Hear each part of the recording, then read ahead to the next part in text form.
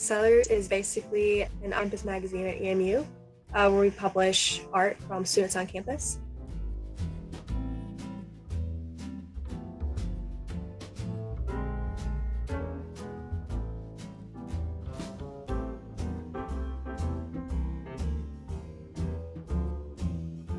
There's 11 of us. A girl named Millie Fan, Chanel, there's Fenric, there's Madison, dude named Dan, Michaela, Sydney, Tiffany, and someone named Vivian.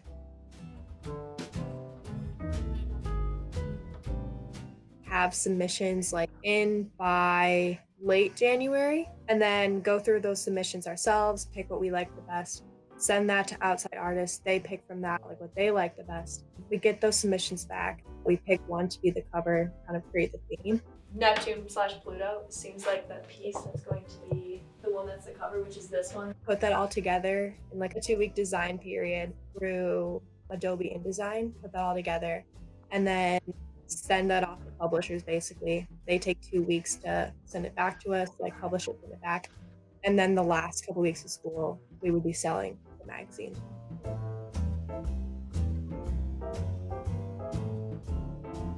As the visual arts editor, and me and one other person, we looked over film, visual, 2D, 3D, and then photography.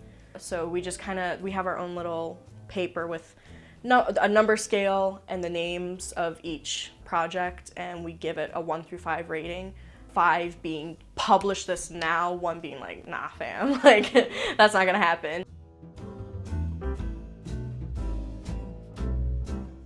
If you're like biology major and like taking pictures, submit to us, please. Like, we literally love it, like with anyone.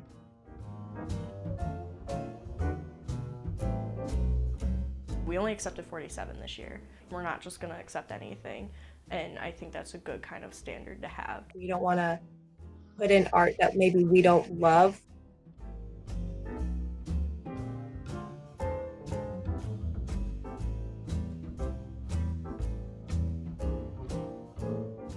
I think it just gives students like an opportunity, like a resume builder of sorts, basically. So we are an official magazine publication. So when you're published through us, you're a published artist. So it gives students a chance to kind of promote that. I feel like it also might give them like a sense of pride almost, to be like, yeah, like out of all these submissions, like my art was picked.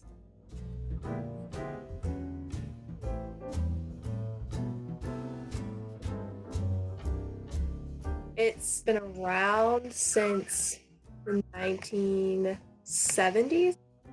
So Cellar Roots used to be huge, I guess, like back in the day. There was like so many people working for it. All the positions were paid for. I would say like late 1990s, early 2000s, they were winning like national awards for the magazines that they were producing.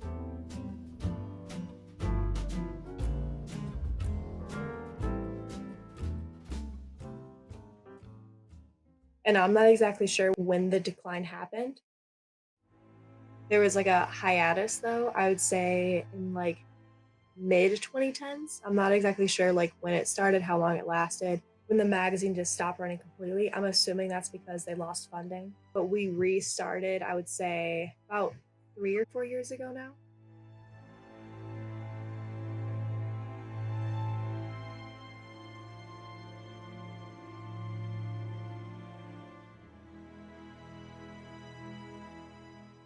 We don't have any money. We're not, I don't want to say like important enough, but it's kind of like we're not important enough to actually receive funding. Like they don't really see a reason to bring us back.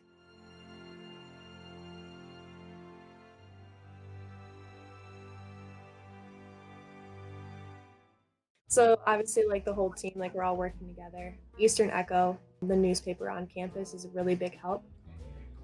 One of their, I don't know exactly what his position is, but I know he does like graphic design type work for Eastern Echo as far as I know. He was supposed to help us out with kind of designing the magazine because he has a really like strong knowledge like behind in design when none of us really did. The hardest thing is just navigating in design, but again, like it's easier. And then like they'll do things for us, like we can put like art, like an ad in the paper for free, like we don't have to pay them or anything like that.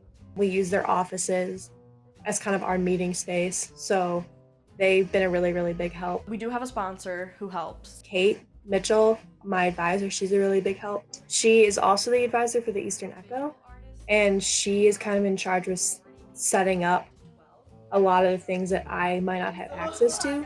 She's the one, like when I'm like asking like for funding from like EMU, she's the one talking to, I think, the president. She's the one if like I have a fundraiser, she clears it with the university. Also, so for fundraisers, some good news, we might get some more money hopefully. Aubrey's is a go. She's the one who was like in contact with like the publishers, so she's kind of like a middleman of sorts.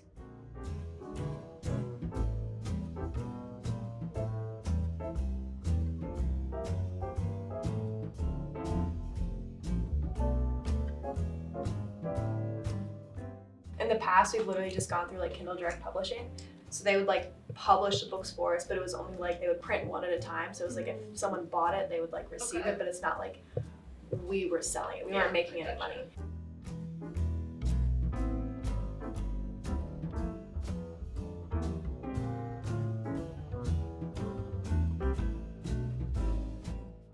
How many books do we usually sell?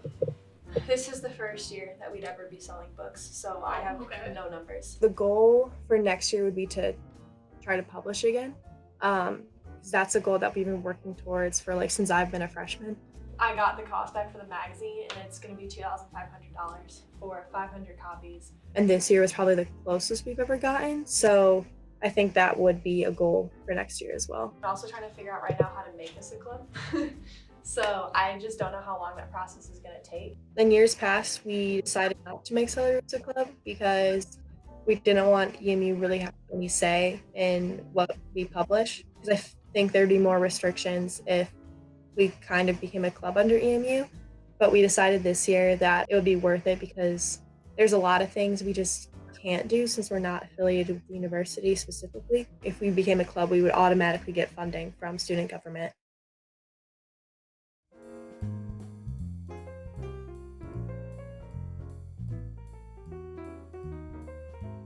I think this year is the first year, like the closest we've ever come to kind of returning to like that professionalism.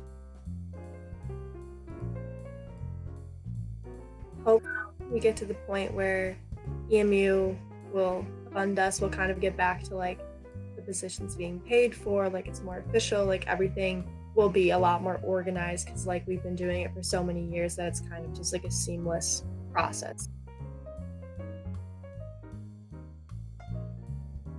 Ideally, winning national magazine titles again. Like that'd be so cool.